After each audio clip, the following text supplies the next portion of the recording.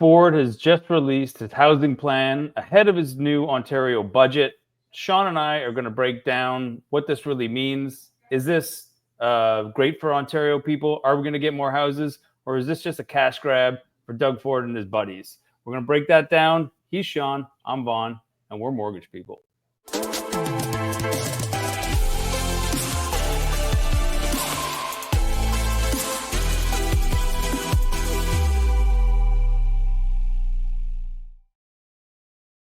Hey, buddy. Hey, Vaughan. Some housing news this week in the news. Yeah, an Ontario housing plan, which, that's great. We need plans for housing to make affordable housing for people. We need a plan to make it right. I feel like I'm going to get right inside Doug Ford's kitchen today. I think there's some holes in this. I'm not happy about it, to be honest. I don't want to get too fired up right away, but I just all right. Let me introduce up for me, Vaughan. We only really have an introduction here anyway for this because it was just released. We don't know the super fine details. It's been tabled, so this is not like a go-ahead plan. But essentially, Ontario tables new bill aimed at speeding up development of homes, roads, and transit. So that sounds really great. How's he going to do it?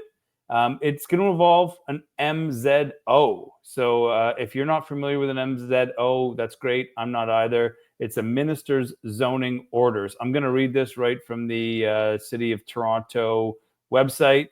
The Planning Act authorizes the Minister of Municipal Affairs and Housing to make minister's zoning order for regulating the use of land, buildings, and structures anywhere in Ontario. If there's a conflict between an MZO and a municipal zoning bylaw, the MZO prevails. So to me, what that means is takes a little more democracy, a little more power away from the municipalities and rolls it more into the provincial minister's ability to make decisions. What do you think about this, Sean? Yeah, I think on the surface, it sounds really good. I think they're dressing it up with let's get more housing built, and we're going to do that. I think on the surface level, I think a lot of people can get behind the headline. We need to build more housing, which is what we keep hearing. We need more housing. If you take it down a level from there, it gives they're going to give individual ministers more power. So expanding, we did have MZOs for the Ontario Transit line and some of the transit projects that are happening. Those have already been released, as well as some individual projects around the City of Toronto specifically. So that sounds great, but I'm just nervous about giving the Ontario government more power. Can someone show me one example where this Ontario government has actually acted in the best interest of the public and not just its own political agenda or its developer friends? Do you remember the great work that they did 2 years ago on developing or proposing to develop the Greenbelt? Right, Minister Clark got thrown out, right? Right. Because this was like another example of Premier Doug Ford. I'm not a Doug Ford hater by any means, and I'm not necessarily a supporter because it seemed to me like he behaves a bit like a gangster at times, where he makes legislation that seems to be fair, and then when you zero in on it a little bit, it seems really fair for his pals and not as fair for everybody else. When he's bringing alcohol outside of the LCBO, who does he roll it out to first? His buddies, right? So it wasn't across the board that everybody had access to this. Otherwise, it's pretty easy to get on board with that plan and say, yeah, we could decentralize some stuff. This, I'm not sure. The premise of the MZOs is that so the government can cut through the red tape, right? That there's a lot of fees, there's consulting fees, there's environmental fees, there are engineering fees, like it's everywhere. And municipalities can hold up development based on the constituents of that municipality, right? Mm-hmm. You get the wealthy neighborhoods that say, we don't want transit running through our neighborhood. We don't want high-rise condos developed in our neighborhood. They elect those MPs, and the MPs have to represent them. So in some instances, this is not a terrible thing to say, hey, less government. And this is coming from Doug Ford, whose platform years and years ago was to reduce the government size. Right. And sort of everybody that wasn't on the conservative side was kicking and screaming about it. I wasn't. I say, okay, less government's probably better. But to me, you get into this conflict of, in a democracy, are we representing the people? Do we ever want the government to have more power? Yeah. This is challenging. How would you feel if this was the, Kathleen Wynne government doing this and having more power and making choices for people? Sure. If you think, pick your least favorite politician and have them make this action, how do you feel about, you have already have a more negative effect because you think they're going to screw it up.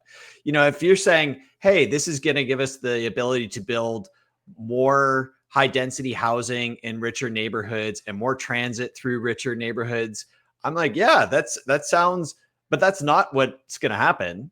They're going to build it in places that is profitable for developers to build it. It's not, and that fits for them to the build it progressive in conservative Forest party's Hill or mold. something like that.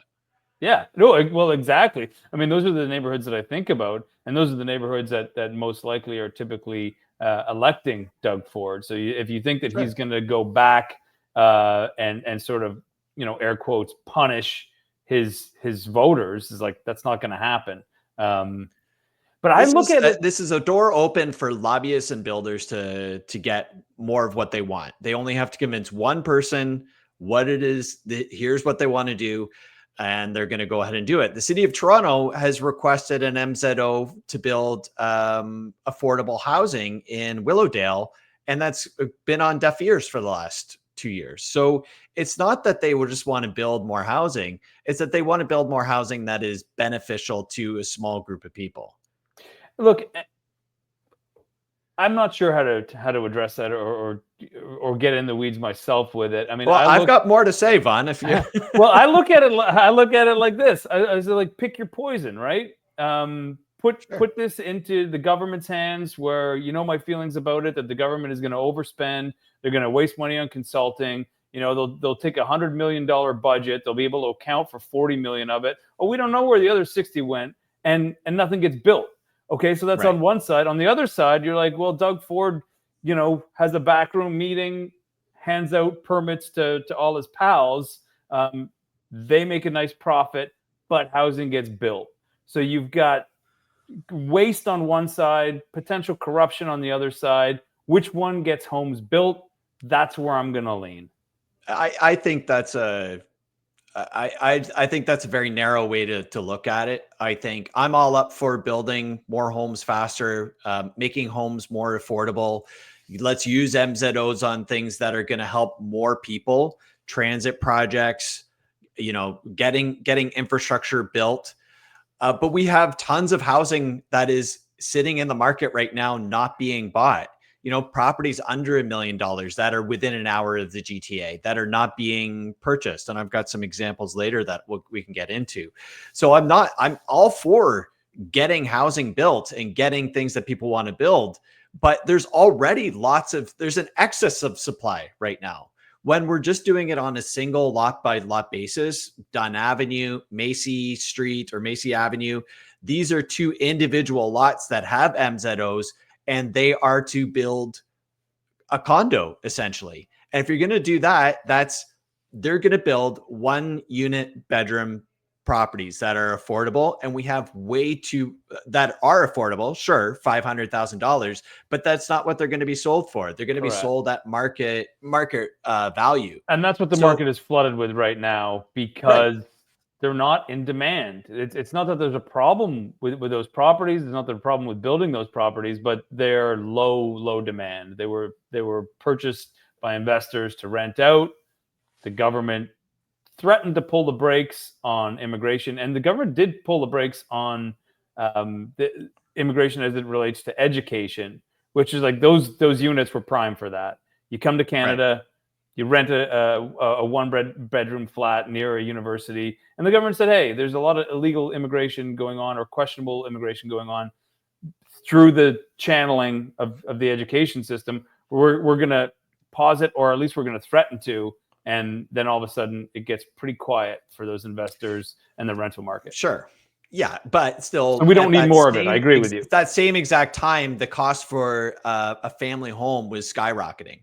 Sure, we've got all these 1-bedroom units that are available for students and, you know, investors, mom and pop investors, but there's not enough housing being built, affordable housing, family size units. There is none of those that are available anywhere in the GTA, or very, very few of those. So what you're saying is this is like inefficient and profiteering by the PC government. Is that fair to say? Is yeah, that your... I just think it's helping very few people actually buy a home. The properties that are being built on like Macy and Dunn Avenue, those properties are going to be sold at market value. There's no requirement to build affordable housing. There's actually been reduced the number that they would have to build based on the province's standards rather than the municipality standards. And there's no requirement to build family size units. This is something that they put in Vancouver, which is to build that they need to build family size units in those buildings. That I can get behind. If you want to do, hey, we need more of those types of units, not profitable buildings for a developer. And this is where I'm going to agree with you almost wholesale, is that, you know, to me, the purpose of a government is not specifically to do the building, but it's to regulate, to say, okay, you want to put up a building, you want to sell these units that you think you can make a bunch of profit. Okay. But absolutely, you know, and we do that in some regards. Say, well, but you need to build parking into your building, right? You can't overwhelm the city block with street parking just so you can put more units in, right? So government comes in with regulation and says a portion of it needs to be this. Then either everybody's happy or everybody's miserable. Either way, that sounds fair. Yeah, build the types of units that we need. I can get behind an MZO. Building just for the sake of building more 1-bedroom units doesn't help anybody. Or build transit. On the flip side with the Greenbelt development, it's like, oh no, we're not building neighborhoods. We're building mansions for our buddies to buy. Yeah, exactly. It's profitable. That's the only thing that they're interested in right now is they're builders, they're lobbyists, people that want to build. And sure, we need that type of properties, but we don't need that type of property first. We need affordable housing close to infrastructure, close to transit, because we built in the suburbs and those properties are not being built, not being bought right now. There are plenty of affordable housing units in the suburbs that are just sitting. Let's get to that in 1 second. Let's wrap this up. Man. I also wanted to mention that part of the headline, which was being shared around social media, seemed to get quite a pop, was Doug Ford announced that there will be no 407 fees. Very sexy headline. You dig into it. It's pretty relevant if you live in Kingston and you commute to Oshawa or to Ajax. But if you live anywhere west of that, it is completely irrelevant. There's a small section of the 407 that is government owned. The last remaining portion that's government owned. This is like really, really, I urge you all to look into it. It's so far east. I don't even think it's GTA. Just follow the money, Vaughan. Do you know who this benefits? People going to their cottage on the weekends. This is a faster way to get to your cottage at a cheaper way along the 407. It's all of a sudden going to cut 20 minutes off of your commute, and it's not going to cost you money to get on the 407. That's who it benefits. It's great that you could do it, but very few people benefit, and it just happens to be people that are going to their cottage. It's the same thing with the bike lanes. I'm going to get off. I'm going to get right up on my soapbox here. The bike lanes that Doug Ford wants to take out of Toronto along Bloor Street West, along Ontario, which it's University Avenue. That's the route Doug takes to work. Yeah, well. That's like, who is this benefiting? He's not talking about taking it off on the Danforth. He doesn't drive over here. Right. Yeah. Anyway, that's my thoughts. I think it's just a money grab, and it's dressed up as a housing policy. It's to help very few people, and I'm all up for MZOs, but it's got to benefit people that actually need it, and not just, hey, let's build more housing. Great. Look, I mean, we already have lots. I think that the Doug Ford's reputation in that regard speaks for itself. You know, we had the Greenbelt scandal. We've seen this stuff go on with trying to decentralize alcohol in Ontario, and the Ontario Place, beneficiaries are the Science always Center, it. Right, Service he wants to sell it to a Ontario. casino. It's like you follow the money. You're right. Could this policy work out? Yeah. Do I think that there's advantages to having less government red tape, less fees in terms of that? Yeah. How will it work out? Like, time will tell. Even if we'll see the plan get approved, time will tell. You know what kind of housing will be developed, or will we even see it in this term? The guy just won a Yeah, landslide election. He doesn't really have to do anything um, in the short yeah, term. And then what happens in 3.5 years from now? Everybody will get a check for $200. Oh, he's also cutting a fuel tax, which is going to right. save people, Sure. families on average, $117 a year. That's Yeah. From the suburbs, you're driving every day to work, you're going to save that money. So where Doug is. But if so, the thing about the MZOs, let me just put a button on this, is that they were introduced before, and the government of Ontario was wanting to build more homes. I think it's 1.5 million homes by 2031 or something like that they want to build. They're well behind on that. And housing starts are actually down 18% and at the lowest level they've been since 1955. So it's not just about MZOs and building more units. We have lots of units. It's not profitable right now for builders to build, and they're not being sold even when they are built. I It's mean, I that's think a we need whole nother bag of, in terms of the housing starts are down. I mean, they're down across the country, and a big part of that sure. was It's the more to do with interest post-pandemic rates. inflation, interest rates, cost of lumber, cost of building, cost of Sure. labor. It's all, it's never one thing. It's all we still have a ways to go in order to get on the other side of this pandemic thing. I was absolutely wrong. I predicted an 18-month surge. We're going to have to tighten our belts for 18 months, and then we're going to be back to living the good life. And it looks like we got a little bit more ways to go. Yeah. Why don't you cue this one up for us, Sean? I know you've got some thoughts on the urban market versus the suburban market. Take it away. Yeah. So here's something that we're seeing more clearly this spring is Toronto's housing market is actually holding steady while some of the surrounding suburbs are starting to slide. Detached homes in places like Durham, Halton, and parts of York Region are sitting longer and selling less, while Toronto is actually staying surprisingly resilient. We're seeing in Toronto, we're still seeing multi offers. There's 18 offers on this property. I hear all the time my clients are losing out on properties in Toronto.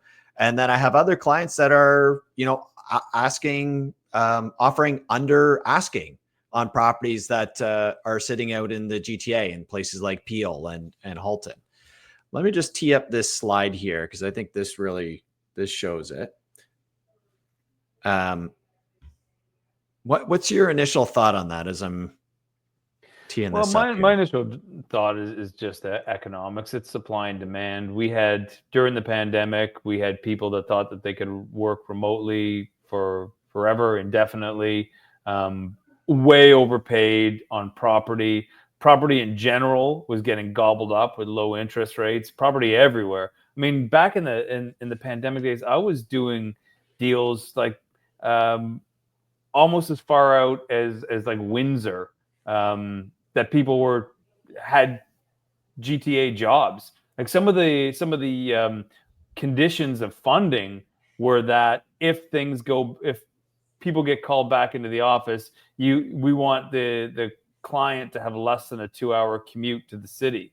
Like weird stuff was happening, and that was just what happened. Money was cheap, and there was nothing available in Toronto. So to kind of summarize, I think that's people overpaid 4 or 5 years ago outside of the city.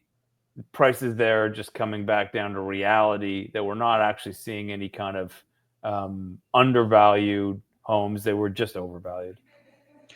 I think that there's some truth to that. Just to highlight some of this chart that we put up. So I got this from movesmartly.com. John Pasalis, he does a really good blog. So if we look at the month over month median price changes for the first 4 months of this year, Toronto's rise housing market has stayed within about a 2% band, going up or down no more than 2%, versus the suburban regions are telling a different story. In April alone, median prices fell 10% in Halton, 9% in Peel, and 7% in York. So, and we're starting to see that as it's more than just, price properties went way above. Properties that sold 3 years ago for 750,000, they're in the sixes now, 630, 660. Like those properties that are brand new or relatively new, that were purchased probably on pre-construction 4 years before that, are now coming up and they're not selling. So it's not like bottom of the barrel stuff. Only like the worst properties are being listed, and that's why they're not being sold. This is like nice properties that are sitting and they're just not being sold. But what's the data? When we say that they're dropped, 10%, from when? So this is month to month. So right, month over month price drops. So this is like, we're dropping from, this isn't from the year before. Oh, sorry. Annual change in median sales price. So from the year before, they're dropping 10% in Halton, for example, in April 2025 versus April 2024. And stuff is sitting not necessarily everywhere. You're right, because in Toronto, especially with the sort of call back to work, sure, by most companies, whether it's a couple days a week or 5 days a week or whatever it is, the trend is already being set. We know. I mean, I would estimate that within a couple of years, nobody's really going to be working from home. We'll see what that looks like in terms of the hot take. Yeah, well, the real estate, the commercial real estate, I think will tell that story, because a lot of companies released commercial real estate during the pandemic. If they buy it back or they rent it back or lease it back, that will be a telltale sign that they're bringing everybody back home. Yeah, and which will drive up. How people want to live close to their work, right? Like if you're going to have to drive 2 hours each way for a great paying job and to live in a house you can afford, to me, that's a disconnect. So, I mean, I think this is just more proof that two-income households, right? And you're like, who's going to raise the children if mom and dad are away 12 hours a day? Although we are, I guess we need to bring more people into the country that would do those jobs. I mean, look, we already know that we need more immigration to boost the population. I mean, specifically now that the household income is basically a necessity, it's an obligation, not a choice. You can't commute 2 hours like that. I mean, the alternative is to build up the industry in your hometown. I'm not an expert on that, but I mean, that's sort of the other solution, is to reduce the commute, is to get more offices. I think that, it's just more proof that getting shovels in the ground isn't the magic bullet that we keep being sold. We do have a lot of properties for sale. There's detached homes available in the suburbs, and there's condo listings all over the GTA that, the problem isn't just about quantity. It's about building the kinds of homes that people want to live in, that's close to transit, close to jobs, close to everything else that people can want to be around. There's some beautiful homes for sale, but you just can't get to them easily. You can't get to your job easily. Those are going to be the properties that are not going to sell, especially as people wait for interest rates to come down for whatever reason. Now, I feel like you've been ringing this bell for a long time about, the dwelling type. We've been doing this for almost a year now, maybe a year even. And you've been ringing that, but I don't think it's been as loud and as clear and as relevant as it is today about, Sure. when we look at putting shovels into the ground, what the hell are we building? If we see more single bedroom or bachelor condos going up, being built, we're gonna have an actual problem. Yeah. What can we do? To me, the crux of the problem is what can we do to build up some of these small towns? Think about, I don't know how familiar you are with, but like OHL towns, for example, Peterborough, Kitchener, London, places that already have existing infrastructure. How can we make those towns bigger? What's going to be the next major city center in Toronto or in Ontario? Can we build more infrastructure to those places, build up industry within those areas? Sudbury is another one. Barrie. Where can we build more infrastructure, build it, and then people will come and want to live there because it's convenient for them, because their job is already there, or it's easy to get to their job. Well, if you look at like Cambridge blew up because of the Google going in there. And I don't know if Google chose that area because of huge government subsidies, but that's usually what it takes. Usually, as a government has to get behind development in that regard. And I really hope to God that it's not more Amazon building. I don't think that Amazon is going to build towns that are going to last. I don't particularly think that the government, either municipal or federal, should be heavily funding Amazon in order to do that. Seems like the workers get a real bad shake. Yeah. Shitty lifestyle. Bad. Exactly. I don't think Amazon's any good for this country or for the province. But I feel like they have been subsidized. So like, it's almost like, I feel like funding Amazon is like funding, those old mining towns that were like heavily reliant on one industry and one industry only. And when that goes away, because Amazon will go away, whether it's our lifetime or our children's lifetime, things don't last forever. What kind of devastation is that going to lead with an undiverse community? So, well, yeah, you've got to build up around that. Maybe Sudbury is a good example of that, where they've got more than just, it is a mining town, but they've got universities and colleges, and there's an actual town there where people want to live and can be. How can we strengthen these small towns, or these probably large towns, and make them into the next metropolitan center? Sure. You look at the province of Alberta. That's the story there. That's where the MZOs should go towards, is what can we do to build out industry, make it a desirable place? And then that's going to take pressure off of Toronto. There's plenty of affordable places to buy. If you just want to buy a home, you can go out and do it. But it's not necessarily going to be somewhere that many people want to live. And that's the problem. Yeah, you still need a sort of a lifestyle, and you have to get to work. So you need to have opportunities in those towns. I agree with you. I'm not sure about this, the whole housing plan as it's proposed. I could see why there would be trepidation from the other side, who's not, pro Doug Ford. Doug Ford's buddies should be pretty happy about it. There should be trepidation from anybody that can look at what the plan is. I don't care if you vote conservative every time, or you're liberal or NDP or whoever. If you just look at what is actually happening, this is an issue. It's not a solution of how to solve the affordability crisis. All right, we got one more signing off on that one. I'm gone. Oh wait, no. Fuck it, it's only Thursday. Yeah. It's Wednesday. Yeah. Wednesday or Thursday? Wednesday. Oh, you know that meme where he's like, fuck it, it's Friday, and he throws the papers up in the air, and then the next slide he's like, oh no, it's only Thursday, and he's picking the papers up. I don't know that one. Oh, that's a good one. Okay, so Sean, let's cover this off, and then let's call it a day. Yeah. So, we get asked this a lot, which is, which rate should I choose? And this week in which rate should I choose? There's a good reason to get off the roller coaster and jump on the calm, relaxing teacup ride of the 5-year fixed rate. That's genius. So here's the deal.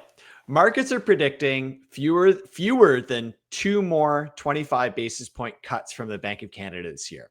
So that puts the variable rates at a clear disadvantage when it comes to the 5-year cost of borrowing and in relation to the fixed rate. So, and even if we do see more cuts because of a deeper recession, that drop would actually be pretty temporary, followed by another upswing once inflation kicks in. So, especially with tariff driven price pressures potentially returning, it's a cycle.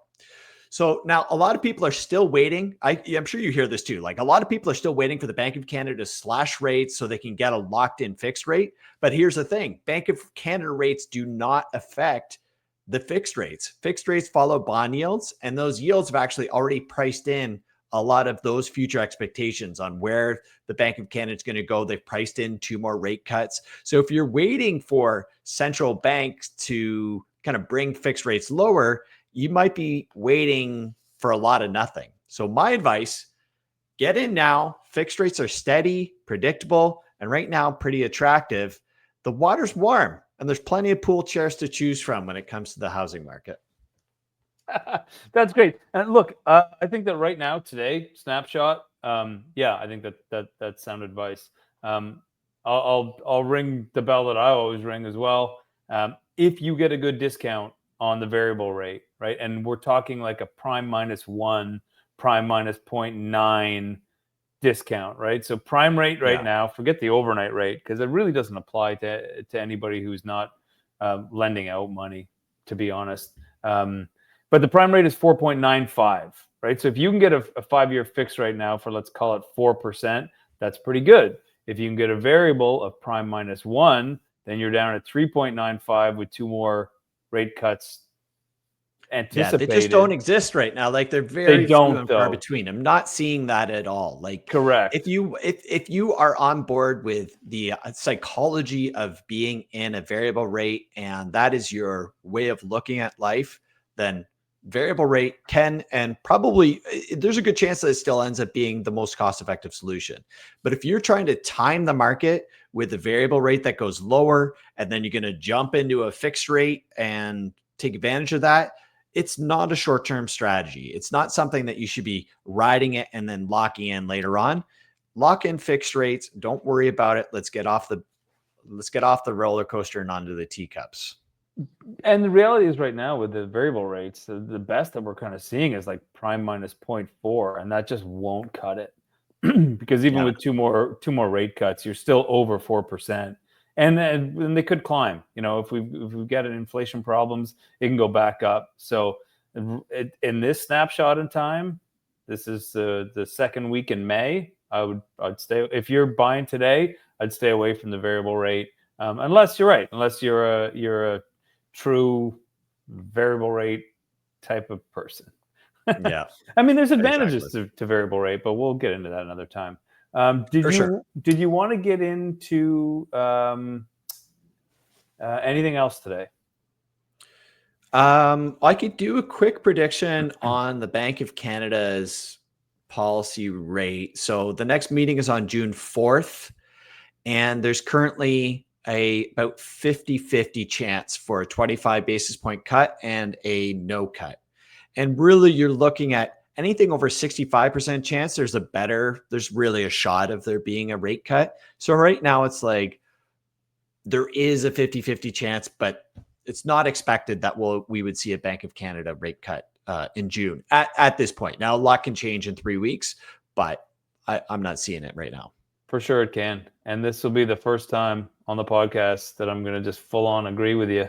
And based on their mandate that Tiff Macklem came out and said, look, we are going to be reactionary and we're not going to be forward thinking. I think if the mandate were the flip side of that coin and they say we are going to try to predict the future and we're going to base our decisions on the perception of what will happen later, then I think that they would cut.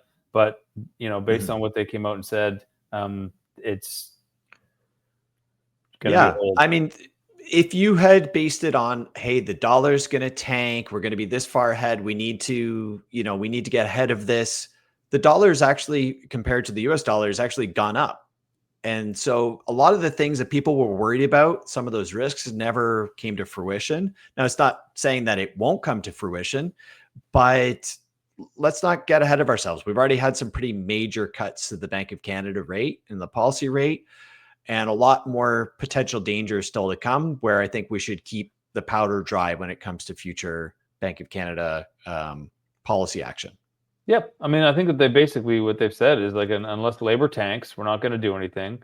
Unless we go into a full blown recession, we're not going to do anything. We're going to base it on the data that's right in front of us.